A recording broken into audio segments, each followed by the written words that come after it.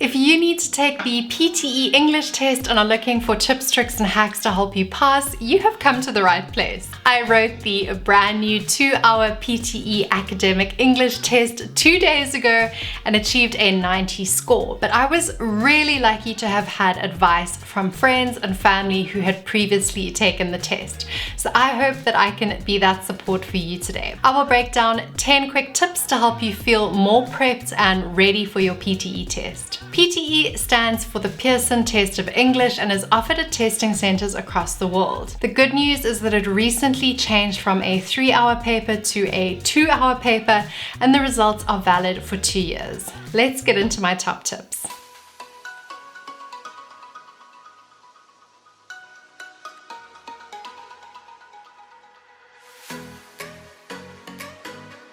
So my first tip is to download the PTE Academic official practice app. This was honestly the biggest lifesaver in terms of understanding the PTE testing structure.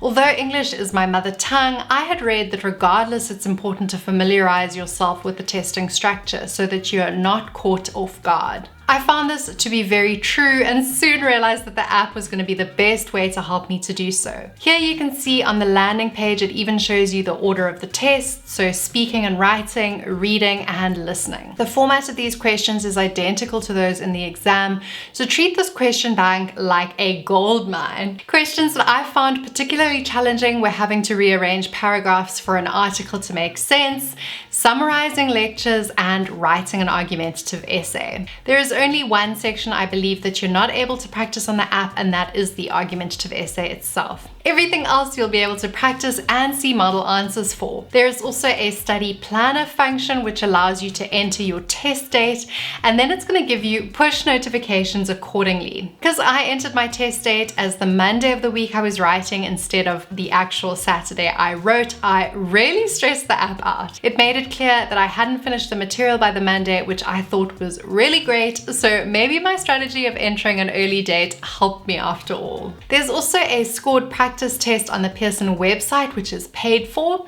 I believe it's about $36 US, which is why I opted not to do it, but I have no doubt that that would also be super helpful. Tip number 2 is to read the question twice. So whilst this might sound like generic advice, at one stage the question asks you to summarize a lecture in a paragraph, and then it changes to asking you to summarize it in one line. So bearing in mind that these are pretty long passages, summarizing it in one line takes a lot of self-restraint and some pretty decent grammar. But because the questions are in the same section, it would be super easy not to notice the change and then continue to summarize in a paragraph. I hope that this can be a reminder not to fall victim to the change. Another important thing to notice is in the multiple choice section, there are multiple correct answers. So at some stage I was trying to test the computer and seeing how many I could select, and I'm pretty sure you can select up to all 5 statements. So if, for example, you're only selecting one answer per question, you could seriously miss out on a lot of points. Tip number 3 is to not be self-conscious. The speaking section comes first in the test and requires you to speak into a microphone. I was in a testing room with only 2 other people and yet still found myself speaking quietly,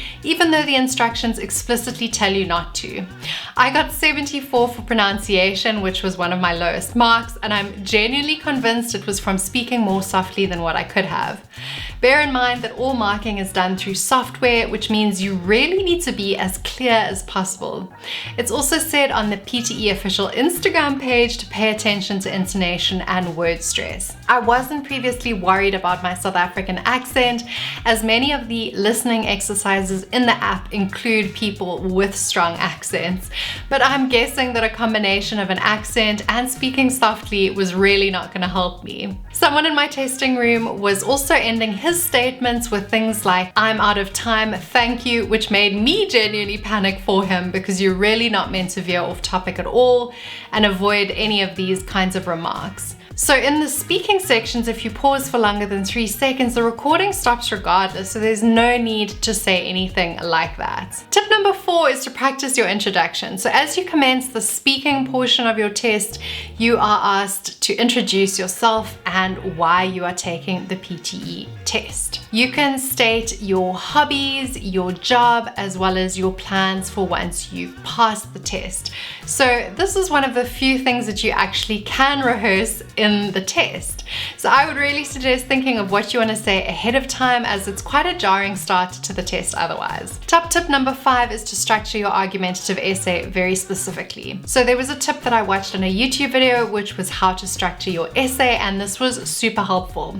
So first of all, you're going to write a sweeping statement about the topic. The second portion is to repeat the question in your own words, and then the third sentence is to state which point of view you're going to take in the essay. So sometimes a question is going to suggest 2 or 3 perspectives which you could take, but I would seriously suggest picking one defined side and running with it through and through, even if it doesn't represent your beliefs 100% accurately. My concern with trying to argue from multiple sides is that it may seem like you don't understand the question. So rather pick one side and argue it convincingly. After all, it's only trying to test your English and of course not your moral position on the actual topic. You have 20 minutes to construct your argument, which I found was actually plenty of time. And then with the remaining time, I would suggest using that to fix your grammar, check your spelling, and if you're feeling confident, using more sophisticated words in your second sweep of the argument. So one video which I watched referenced replacing some smaller words with wow words, which I thought was super catchy. So definitely try do that. Tip number 6 is to keep calm and carry on. I haven't written an exam in about 10 years, so I definitely had my fair share of nerves, which of course are going to happen and they're completely normal. So the main thing to consider is that you're sitting in a cold room for 2 hours. So I would suggest wearing comfortable pants and a jersey, and bear in mind that you're not permitted to wear a watch. You are able to take one 10-minute break, which I opted not to take because at this stage I was just in the zone and wanting to be finished. But you know yourself best and no doubt will already know what's going to work best for you. Tip number 7 is focusing on your spelling. So if you are bracing yourself for the spelling portion of the test, I'll admit it was a tricky one. There were 3 distinct sections where it felt like spelling was being tested. Number 1, the argumentative essay. 2, listening to someone speaking and then filling in the missing words. There's one format where this is a drop down, and then there's another one where it's simply fill in the blank. And then thirdly, listening to lectures or statements and then summarizing in your own words. Sadly, it's hard to know how to prepare for a spelling portion of a test, but the one tip that I found helpful was to remember to pick either British or American spelling and then stick with it throughout. Changing from one to the other is going to result in you losing marks. If you're super nervous about the spelling of something within the essay specifically, you always have the benefit of actually going back and picking a synonym to avoid it altogether. Tip number 8 is to write down keywords and acronyms. So you get an erasable laminated notepad and a fine-tipped marker, which I found super helpful when trying to listen to long lectures and then summarize them thereafter. So in the Practice app, there was actually a passage about a cancer association with so many acronyms in it. So writing things like that is really going to help you be a lot more specific when you answer and rewrite it in your own words. Tip number 9 is distinguishing between listening and reading. So the one YouTube video I watched suggested that you use more synonyms when you summarize something you have read versus something you've listened to. So using the same words from a passage you've listened to is perfectly okay, but if you're summarizing something you have read, it's advised that you actually switch up the words so that it doesn't just look like you're copying and pasting. And number 10 is to practice your weaknesses. So this is probably true for any test, but rather than simply running through the app and calling it a day, I actually went back through the sections that I'd found the hardest. So for example, any questions pertaining to graphs I found particularly difficult because it's important to distinguish between simply labeling the graph and actually describing what the graph is telling you. So I found it helpful to say things like the least X occurred in Y, or the most prevalent X happened at Y, for example. So getting into that habit of focusing on the least or the most really did help me to steer away from just reading the labels on the axes.